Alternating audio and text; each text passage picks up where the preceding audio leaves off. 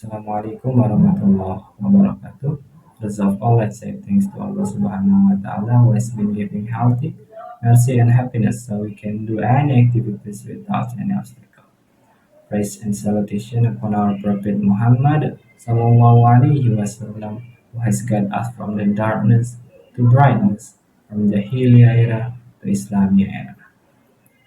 Okay, we are from group 5 and we are going to continue our material.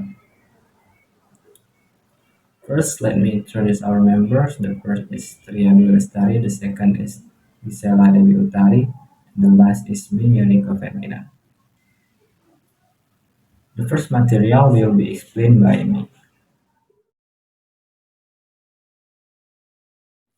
The first material is background issues in learning language. What are the background issues in learning language? The first is motivation. Motivation plays a critical role in language learning. Initially, many learners are excited and motivated to pick a new language. However, as a journey progresses, maintaining the enthusiasm can be challenging. Language learning can be a long-term endeavor, and it's natural encounter leisure or period of slow progress. To address these issues, learners can. The first is set clear goals. Having specific, achievable goals can provide direction and motivation. For example, aiming to have a basic conversation in the target language within a certain time frame. The second is find personal reason. Connecting language learning to personal interests or needs or both motivation, whether it's for travel, career, advance, connecting with family, or exploring a new culture. Having a compelling why and keep learning engaged. The third is track progress. Measuring progress such as vocabulary growth, improved pronunciation, or the ability to understand more complex texts can be motivating. It demonstrates that the effort is paying off. The second is age. The age at which someone begins learning a new language can influence their language learning experience. Young learners, children and teenagers tend to have a more plastic brain, making it easier for them to pick up language with native-like pronunciation and grammar. They may also have more opportunities for immersion, such as through school program or family interaction. The second is adult learners. While adults may not have the same linguistic advantages as children, they often have more structured study habits, better self-discipline, and a clearer understanding of their learning objective. They can use these attributes to their advantage in language learning. Okay, the third is previous language exposure. Learners who have been exposed to multiple languages or have a similar native language may find it easier to learn a new language. This is known as linguistic transfer.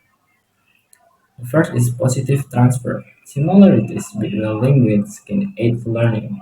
For example, if you already speak Spanish and are learning Italian, your knowledge of Spanish vocabulary and grammar can transfer to some extent. It's same context like when you learn English. The second is negative transfer.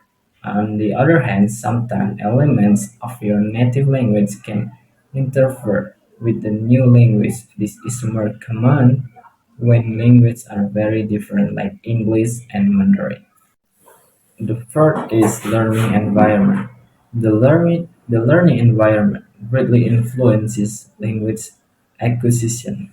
A supportive environment can provide access to crucial resources and opportunities for practice. Resources. Access to the books, online course, language apps, and language classes can facilitate learning. Utilizing these resources effectively can make a significant difference. Immersion. Living or spending time in a community where the target language is spoken can be immensely beneficial. It forces learners to use the language in daily life, leading to rapid progress. Language partners. Connecting with native speaker or other learner through language exchange program or conversation partner can offer valuable practice opportunities. The fifth is cultural barriers. Effective language use extends beyond grammar and vocabulary. It involves understanding culture context. Nonverbal communication. Different cultures have unique nonverbal cues and body language. Understanding these signals can prevent miscommunication. Social norms. Every culture has its social norms and etiquette. Being aware of this can help learners navigate social situations gracefully. Culture sensitivity. Respect for culture differences is essential. Sensitivity or ignorance can lead to misunderstanding or offense. And the last is learning disabilities. Some learners have a learning disabilities that can affect language acquisition, like dyslexia. Dyslexic learners may struggle with reading and writing both their native language and the target language strategies, like audiobooks and visual aids, can be helpful. And the second is ADHD. Attention difficult may make it challenging to focus on language learning tasks. Creating a structured study routine and minimizing distraction can be beneficial. Okay, the next material will be explained by Gysela. To Gysela, time is yours. Okay, thank you, moderator. Next material are about approaches, methods, procedures, and techniques in learning English. First material is about approaches. There are four approaches that we can use in learning English. First is communicative approach. This approach emphasizes real-life communication over rote learning. Learner focus on practical language skill and using English in authentic situation.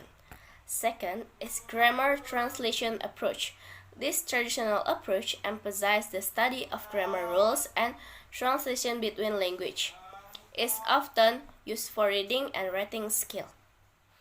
The third is audiolingual approaches. This method emphasizes repetition and drill to reinforce language pattern. It's based on behaviorist principles and aims to create automatic language responses. The last is task-based learning. Learners engage in a specific task or project that require using English. This approach promotes learning through practical problem solving. Second material is about methods. There are four methods that we can use in learning English. First is direct methods. These methods encourage learning through immersion, using English exclusively in the classroom. Grammar is taught inductively and vocabulary introduces contextually. The second is situational language teaching. Lessons are based on everyday situation, with an emphasis on a function language, vocabulary, and expression are taught within specific contexts. The third is the silent way. In this method, the teacher remains mostly silent and the students are encouraged to be active participants, using self-discovery and problem-solving to learn English. And the last, total physical response or TPR. TPR involves learning through physical action and commands. Learners respond to spoken language with corresponding physical movement. The third material is about procedures. There are 4 procedures that we can use in learning English. First is lesson planning. Effective lesson planning is crucial. Teachers or learners outline what will be covered, including objective, material, and activities for each lesson. Second is vocabulary building. Technique for vocabulary acquisition include flashcard, word association, and using new words in context. Third is grammar practice. Grammar exercises, sentence construction, and error correction help reinforce proper grammar usage. And the last is listening and speaking practice. Engaging in conversation, listening to native speaker, and practicing pronunciation are essential for improving spoken English. And the last material is about techniques. There are 5 techniques that we can use in learning English. First is role playing. Learners act out real-life scenarios to practice speaking and listening skills. The second is language apps and software. Language learning apps like Duolingo, Rosetta Stone, and Barber offer interactive exercise and activities. The third is language exchange.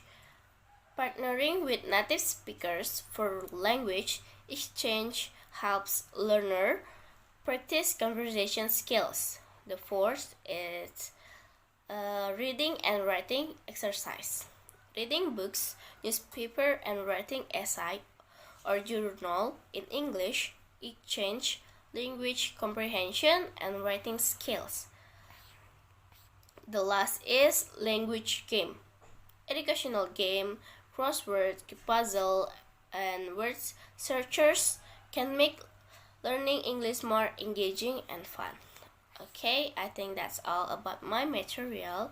I return it back to the moderator. Thank you.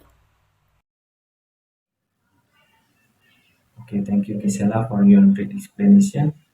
The last material will be explained by Tria. Tria, time is yours. Okay, thank you, moderator. The next material I will explain about popular teaching methodology, which include grammar translation, direct method, audiolingualism, PPP or presentation practice and production, and alternative to PPP4 methods. Let's discuss them one by one. The first, we will discuss about grammar translation method. This traditional approach focuses on teaching grammar rules and translation between the target language and the native language. It places less emphasis on spoken communication. Characteristic of the grammar translation method: the first is classes are taught in the student's L1.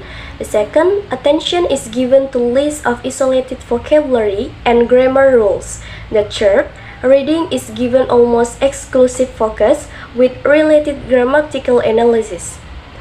The fourth, translation exercise, usually from the L2 to the L1, are performed. And the last, little or no attention is given to oral production. The second teaching methodology is direct method. The direct method emphasizes immersion and communication in the target language from the beginning. Avoid the use of the native language. It encourages students to think in the target language. Characteristic of the direct method: the first is instruction was conducted exclusively or directly in the L2. The second, oral communication and listening skills were taught in small classes. The third, methodology consisted mainly of modeling and practice. The fourth, everyday, easily identified vocabulary was used. And the last is grammar was taught inductively. The third method is audiolingualism. This method places a strong emphasis on oral skills through repetition and memorization. It's based on behaviors, principles, and aims to develop automatic language habits. Characteristic of the audiolingual method: the first is most language material was presented directly with as little use of the student L1 as possible. The second, new material was usually presented in spoken dialogue form. The third, mimicry, memorization, and overlearning of language patterns were emphasized, with an effort to get students to produce error-free utterance. The fourth, grammatical structure were sequenced by means of constructive analysis. The fifth, grammar and vocabulary were taught by inductive analogy and contextualized in dialogue. The sixth, great importance was attached to pronunciation, and the last, courses capitalized on the use of tapes, language labs, and visual aids. Okay, the last method is PPP, or presentation, practice, and production. PPP is a structured teaching approach that involves three stages: presentation of your language, practice to reinforce it, and production, where students use the language creatively. It's often used for language teaching. This is alternative to PPP. The first is task-based language teaching, or TBLT. The second, communicative language teaching, or CLT. The third, content-based instruction, or CBI. And the last is flipped classroom. The first is task-based language teaching, or TBLT. This method focuses on students completing specific language tasks or projects, which encourage communication and problem solving. The second is communicative language teaching, or CLT. In CLT, emphasize communication as the primary goal, encouraging students to use the language in real-life situations. The third, content-based instruction, or CBI. In CBI, integrates language learning with subject matter content, making language acquisition relevant to students' interests and needs. And the last is flipped classroom. In this approach, students learn the content independently outside the classroom, and class time is used for interactive activities and discussion. Okay, I think that's all from my material. I will return to the moderator. Okay, Tria, thank you for your great explanation. Okay, guys, that's all our presentation. If we have a mistake, we say sorry. Wassalamualaikum warahmatullahi wabarakatuh.